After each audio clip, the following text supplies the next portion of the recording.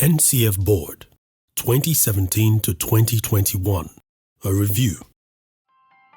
Easily, the last 4 years has been some of the most definitive years for the game of cricket in Nigeria.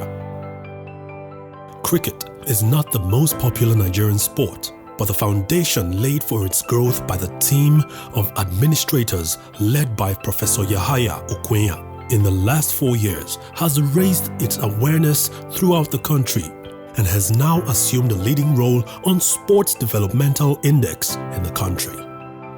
Okonya, a professor of surgery, leveraged on the boisterous human capital of his team, including that of a renowned strategy think tank, Uyi Akpata, among others.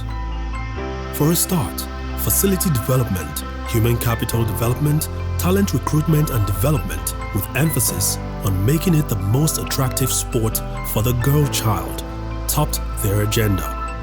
Underscoring the recruitment of the female gender was both an attempt to counter an uneven sport enrollment tradition and to position the game as the best platform for empowerment for the females.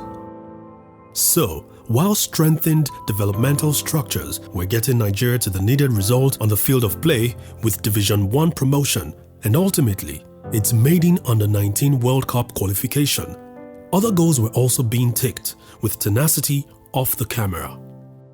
Nigeria, being declared a developmental champion for Africa in 2019 by the International Cricket Council, Africa, was very reassuring for the many homegrown initiatives that were being driven with all resources and across the regions of the country.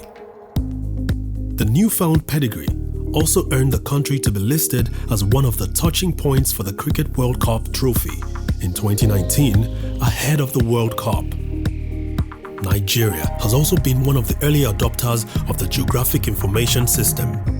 The GIS has helped with tracking accurate reporting of developmental activities across the country.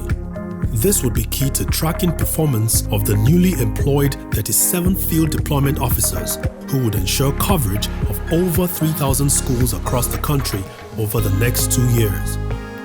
Niger Kids, for example, started as an experience to galvanize all teaching resources and build a pre-teen and teen-focused structure that can win and groom the average Nigerian child through the game. With support from corporates like the PricewaterhouseCoopers, who found the Federation's strategic goals appealing. More than 200,000 kids had benefited from the project before the COVID lockdown in 2020 grounded the campaign temporarily. More than 40% of the Niger Kids outreach benefited the girls, and in a few cases, the project had been targeted specifically at girls-only environment, while the states and national female teams have also gotten increased attention with the location of resources, trainings, and exposures. On facilities, the game has never had it better as Nigeria now boasts of its first turf wicket in this same period. 5 more turf wickets are nearing completion in Lagos, Kaduna, and the federal capital, Abuja, to complete the maiden facility at Edo Boys High School in Benin City.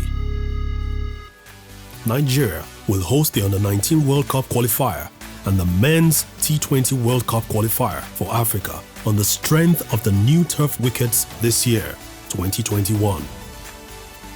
In taking the developmental project a notch higher, Nigeria signed up Sri Lankan Asanka Gurusingha, a renowned high-performance coach, as the national coach and to drive the accelerated growth project of the country. There is presently a transition of cricket management being supervised by the Federal Ministry of Youth and Sports Development, but whatever happens, cricket in Nigeria has recorded some of its best moments in recorded history in the last few years. Keeping pace with this spate of growth in the future will drive deeper engagement, growth, and set Nigeria as a key cricket country in no distant time.